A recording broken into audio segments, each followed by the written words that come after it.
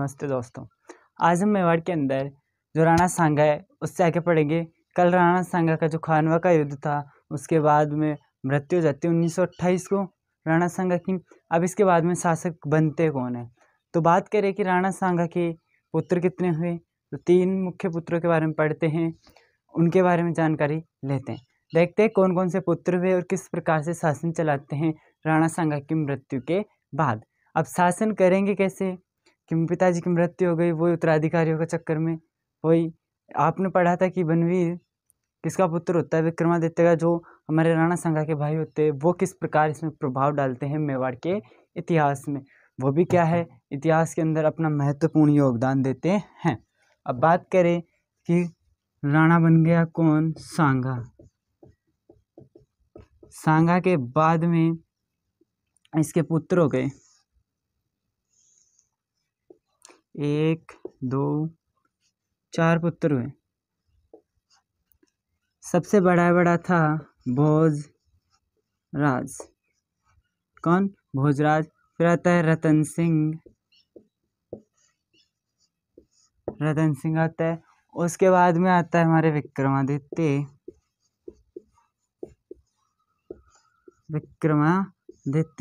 फिर आता है हमारे उदय सिंह। विक्रमादित्य, उदय सिंह। अब बात करें कि चारों का हुआ क्या। राणा सांगा की मृत्यु के बाद बनना तो कौन चाहिए, लेकिन ये क्या है, युद्ध में मारा जाता है।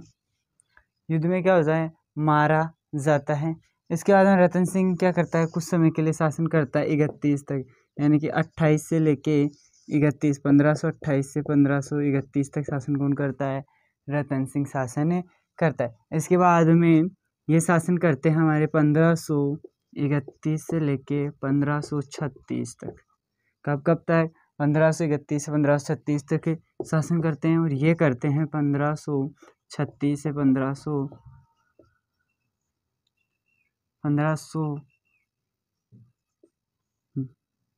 कुछ समय के लिए शासन करते हैं। कुछ समय क्या, अधिक समय के लिए। इसके बाद में देखते हैं कि किस प्रकार शासन करते हैं। अब बात करें कि हुआ क्या, भोजराज क्या हुआ, युद्ध में मारा गया। ये किसके, हमारे जो मीराबाई है, मीराबाई का नाम सुना है सबने। तो मीराबाई के क्या थे, पति थे। कौन, भोजराज, जो युद्ध के अंदर मारे जाते हैं। समझ में आ गई। इसके बाद में इसकी भी क्या हो जाती है, डेथ हो जाती है, ये भी मारे जाते हैं। अब होता क्या है, विक्रमादित्य, इनकी पत्नी कौन थी, कर्मावती। कौन थी, कर्मावती। कर्मावती के द्वारा क्या, अब जौहर किया जाएगा। कब, 1534 के अंदर क्या हो जाता है, जौहर किया जाता है। 1534 में कैसे होता है, इसकी बात कर ले कि 1534 में रानी कर्मावती के द्वारा जौहर कैसे किया जाता है। ऐसे उदाहरण हमें और कहीं नहीं मिलते, क्योंकि ये अपना राजस्थान था और राजस्थान में मेवाड़ है। मेवाड़ की महिलाएं अपने आन बान शान के लिए क्या अपने को आग के हवाले कर लेती थी। अपनी आन बान और शान के लिए अब आग के हवाले कर देती थी। ऐसी हुई है हमारे वीर वीरांगना है। राजस्थान वीरों की ही नहीं, वीरांगनाओं की भी धरती रहा है। जब तो क्या, वीरों की ना वीरांगनाओं की धरती है, दोनों की धरती रहा है अपना राजस्थान। अब बात करें विक्रमादित्य की। विक्रमादित्य शासन करना शुरू करता है। इसके समय क्या होता है,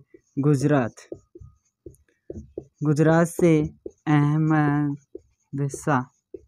अहमद शाह क्या करता है, आक्रमण करता है। किस पे, विक्रमादित्य पे।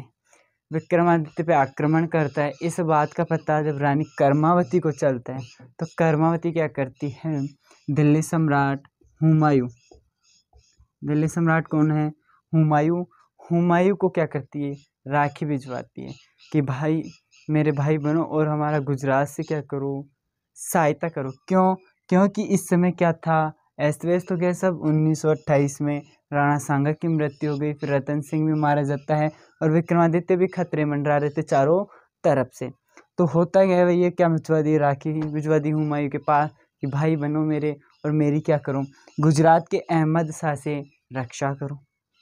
अहमद शाह से रक्षा नहीं हो पाती तो कर्मावती क्या करती है, अपनी आन को बचाने के लिए, अपनी शान को बचाने के लिए जौहर कर लेती है। तो दूसरा जौहर कब हुआ?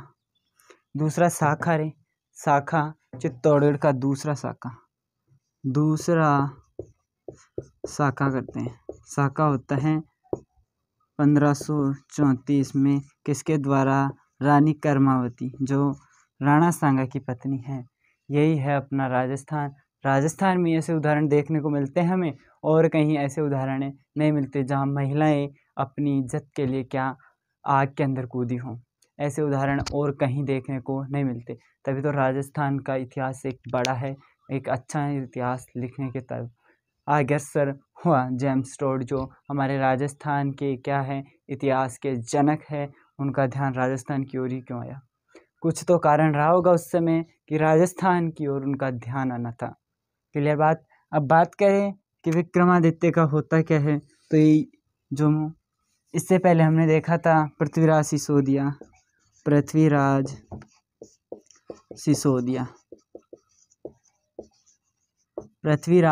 सिसोदिया होता क्या है कि विक्रमादित्य की हत्या होती है। पृथ्वीराज सिसोदिया की एक पत्नी थी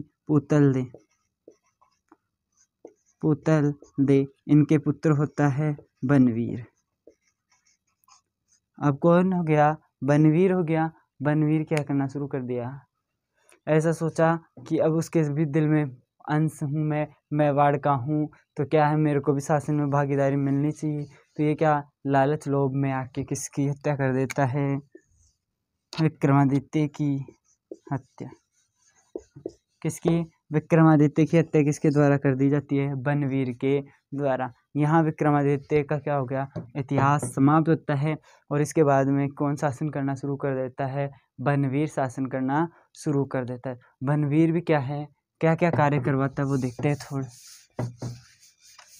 कि बनवीर के द्वारा कौन कौन से कार्य किए जाते हैं वो सफल रहे। सही बात है कि बनवीर क्या है? एक थे बनवीर जो एक क्या रहा है, दासी पुत्र है। विक्रमादित्य की हत्या करके, किसकी? पहली लाइन देखे तो विक्रमादित्य की हत्या कर शासक बना। विक्रमादित्य की हत्या कर क्या बन गया? शासक बन गया। और चित्तौड़गढ़ में क्या करवाता है? एक मंदिर का निर्माण करवाता है, तुलजा भवानी। किसका? तुलजा भवानी का मंदिर बनवाया। तुलजा भवानी का क्या बना दिया? मंदिर बना दिया। इसके अलावा एक क्या करवाता है? नवलगढ़ या नवलखा दरवाजा। क्या निर्माण करवाया? नवलखा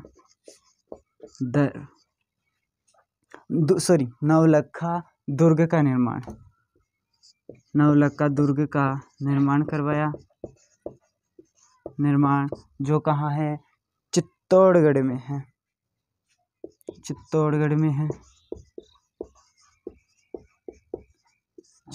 में इसे क्या कहा जाता है? नवलखा भंडार कहा जाता है। नवलखा भंडार, इसे क्या कहा जाता है? नवलखा भंडार कहा जाता है। और अब आगे देखिए कुछ महत्वपूर्ण, ये तो नवलखा भंडार हो गया।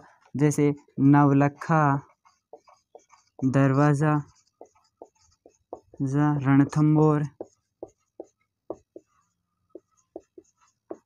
रणथंभौर, सही बात है गई समझ में। इसके अलावा नवलखा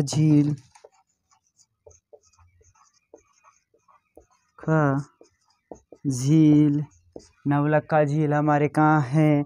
बूंदी। नवलखा झील है बूंदी। इसके बाद में नवलखा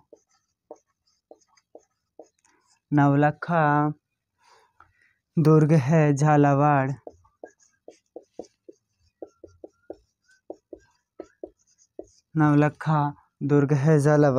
और बात कर ले नवलखा बावड़ी, एक और देख ले नवलखा बावड़ी है हमारे डूंगरपुर। समझिए ये चीज़ें। अब देखो होता क्या है, नवलखा दरवाज़ा, रणथंभौर, नवलखा भंडार, इसे नवलखा दुर्ग भी कहा जाता है। और नवलखा दुर्ग अलग से बात करें तो ये झालावाड़ में है। तो अब क्या हुआ कि बनवीर क्या बन गया, शासक बन गया, और उसने क्या कर दी, विक्रमादित्य की हत्या की। उसने तुलजा भवानी का मंदिर बनवाया, उसने नवलखा दुर्ग का निर्माण किया, जिसे क्या कहा जाता है, नवलखा भंडार भी कहा जाता है, जो कहाँ है, चित्तौड़। इससे संबंधित ही थे नवलखा दरवाज़ा रणथंभौर में, नवलखा झील बूंदी में, नवलखा दुर्ग झालावाड़ में, का बावड़ी डूंगरपुर में है। ये हमारे बनवीर का इतिहास रहा। अब इसके बाद में अगले जो वीडियो होगा उसमें हम महाराणा उदय सिंह के बारे में, कि उसका जीवन कैसे संघर्षमयी रहा, और वो शुरुआती दौर में किस प्रकार, क्योंकि बनवीर किसको भी मारना चाहता था, उदय सिंह को भी मारना चाहता था, और उदय सिंह को किस प्रकार पन्नाधाय माँ के द्वारा बचाया जाता है, इसके बारे में सारी बातें हम अगले वीडियो में करेंगे। महाराणा उदय सिंह का परिचय, उसके युद्ध और किस प्रकार से वो शासन करता है, सारे का सारा अगले वीडियो में देखेंगे बहुत ही अच्छे तरीके से। तो आप हमारे चैनल पे को सब्सक्राइब, लाइक और कमेंट करें, शेयर करें।